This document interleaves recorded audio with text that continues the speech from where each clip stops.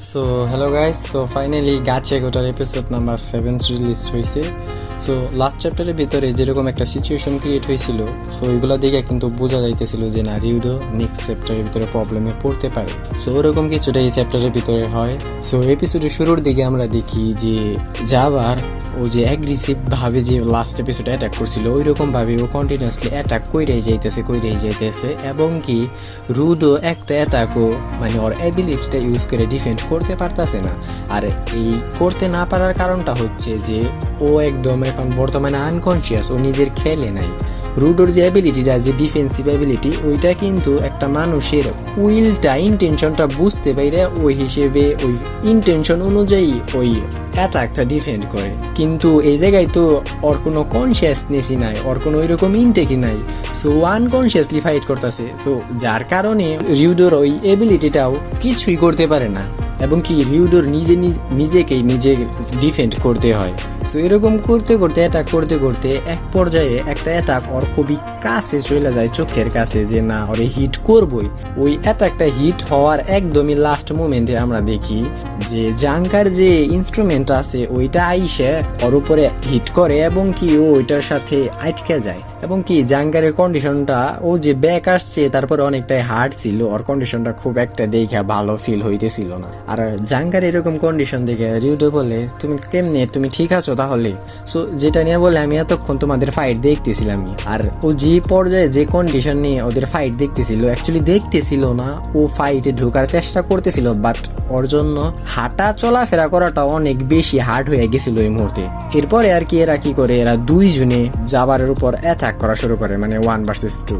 Juncker attacking ability এবং কি রিউডোর যে ডিফেন্সিভ অ্যাবিলিটিটা আছে, রিউডোর ডিফেন্সিভ অ্যাবিলিটিটার স্পিডটা ইউজ করে জাবারের উপর অ্যাটাক করে এবং কি যে অ্যাটাকগুলো খুবই খুবই মারাত্মক লেভেলের অ্যাটাক হয় এবং কি ওকে প্রচুর পরিমাণে মানে একটা না একবারও প্রচুর পরিমাণে ওকে হিট করতে থাকে এবং কিরকম হিট করতে করতে এক পর্যায়ে ওকে একদম ভিতরে ঢোকাই দেয় গ্রাউন্ডের। এবং তারপরে এরা দুইজনেই ভাবে যে না, হয়তো বা এইখানে ম্যাচটা শেষ, মানে ফাইটটা শেষ, ও আর এইখান থেকে উঠতে পারবো না। সো এটা ভাইবা জাঙ্কা অলমোস্ট গিভ আপ করে দেয়, ও মাটিতে পড়ে যায় এবং কি তার পাশে দেখি যে রিউডোর যে অ্যাবিলিটিটা আছে ওইটা ভ্যানিশ হয়ে যায়।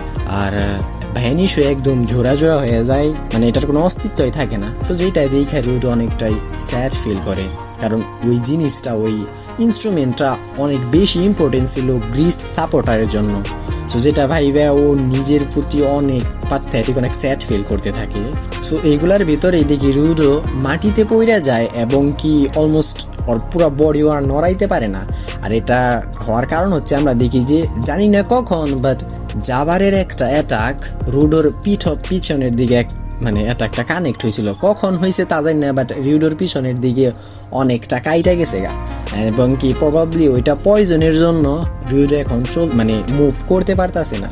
আর রিউডোর এই স্ট্রাক হওয়ার পরে আমরা তার পাশে দেখি জাবার ওর আনকনসিয়াসনেসটা ফিরে পাইছে। এতক্ষণ আনকনসিয়াস ছিল, বাট এখন ওর কনসিয়াসনেসটা ও ফিরে পাইছে এবং কি ফিরে পাওয়ার পর জাবার কি করে রিউডোকে ওই জায়গায় থেকে নিয়ে যাইতে থাকে, কারণ ওর যে বস আছে, ওর বস রিউডোকে নিয়ে যাইতে বলছে। সো নিয়ে যাওয়ার রাস্তায় ও যখন ওই গ্রাউন্ড, ওই যে বিল্ডিংটা ছিল ভাঙা, বিল্ডিং এর নিচে কিন্তু এই ফাইটগুলো হইতেছিল। সো ওইটাই থেকে যখন ও আর কি ওপরে আসে, ও লেফট সাইডে নোটিস করে রিও ওর সিজারের উপর দাঁড়াই রয়েছে একটা কুল একটা স্টাইলে। আর এটা নোটিস করার সাথে সাথে আমরা দেখি ইঞ্জিন জাবারের উপর অ্যাটাক করছে এবং কি যে অ্যাটাকের পর রিউডো জাবারের উপর থেকে পড়ে যায় এবং কি জাবার অনেক দূরে যায় পড়ে। ও সবাইরে দেখা, ওই জায়গায় শুধু ইঞ্জিন ছিল না, ওই জায়গার ভিতরে ইঞ্জিন এবং কি আরো 2টা নতুন আমরা মেম্বার দেখতে পাই। সো এরকম একটা সিচুয়েশন কিন্তু হিসেবে যে জাবার ক্যারেক্টার, ওর কিন্তু ফাকড আপ হয়ে যাওয়ার কথা, যে ও কোনো রকমে এদের সবাইকে কিন্তু টেক ডাউন করতে পারবো না, এটা কারো পক্ষে পসিবল না।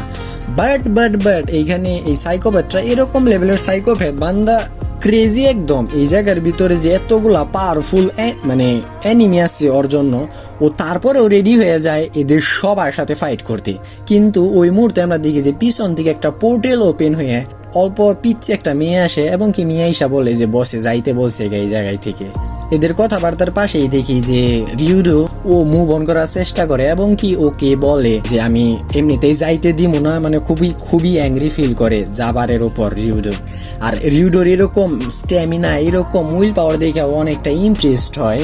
আর এই ইমপ্রেশনের পরেই না ও যখনই রিউডোর গ্লোভসের উপর মানে খেয়াল করে যে গ্লোভসটা কিন্তু রিউডোর ফস্টার বাবা দিছিল ওকে, সো ওই গ্লোভসটার উপর ফ্লক মানে যখন আর কি চোখ পড়ে ও অনেকটা শক হয়ে যায় যে তোমার কাছে সিরিজের একটা আইটেম আছে।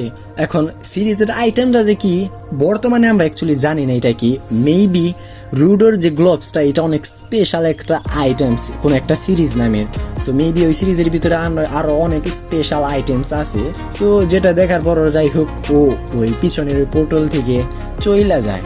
সো যাবারও যখন ওই জায়গা থেকে চইলা যায় সো তখন রুডো ওর ওই রকম কন্ডিশনে দাঁড়ায় আর কি গ্রিস সাপোর্টার ওর কাছে যায়, যার কন্ডিশনটা নাকি অনেকটাই খারাপ ছিল। বাট সিচুয়েশন দেখে বোঝা যাইতেছিল যে না ও মারা যায় নাই, বাট হ্যাঁ কন্ডিশনটা অনেকটাই খারাপ। ওই কন্ডিশন দেখে ও এমনিতে অনেক স্যাড ফিল করে এবং কি তার পাশাপাশি আরো বেশি স্যাড ফিল করে যে যেই জিনিসটা দিয়ে ও আর কি প্রে করতো ওই জিনিসটা কিন্তু অনেক বেশি ইম্পর্টেন্ট ছিল ওর কাছে। সো যেই জিনিসটা কিন্তু ও ইউজ করছে বাট ব্যানিশ হয়ে গেছে, মানে ডিস্ট্রয় হয়ে গেছে একদম তুমি বলতে পারো। সো যেটা আর কি ওকে বলে যে আমি তোমার এত ইম্পর্টেন্ট একটা জিনিসও রক্ষা করতে পারিনি, যেটা বলে আর এবং কি প্রচুর মানে স্যাড ফিল করে। রিউডোর এরকম কন্ডিশন দেখে আর একটা লাস্ট একটা কথা বলে যে তুমি অসাধারণ একটা কাজ করছো। আর এই কথার পরেই মানে এই সম্পূর্ণ এপিসোডটা খতম হয়। তো তোমাদের সম্পূর্ণ এপিসোডটা কিরকম লাগলো, তোমরা যদি চাও এই এপিসোড সম্পর্কে তোমাদের কোনো এক্সপিরিয়েন্স থট আমার সাথে চাইলে অবশ্যই শেয়ার করতে পারো। সো এই ছিল আজকের এই ভিডিও পর্যন্ত, বাই বাই।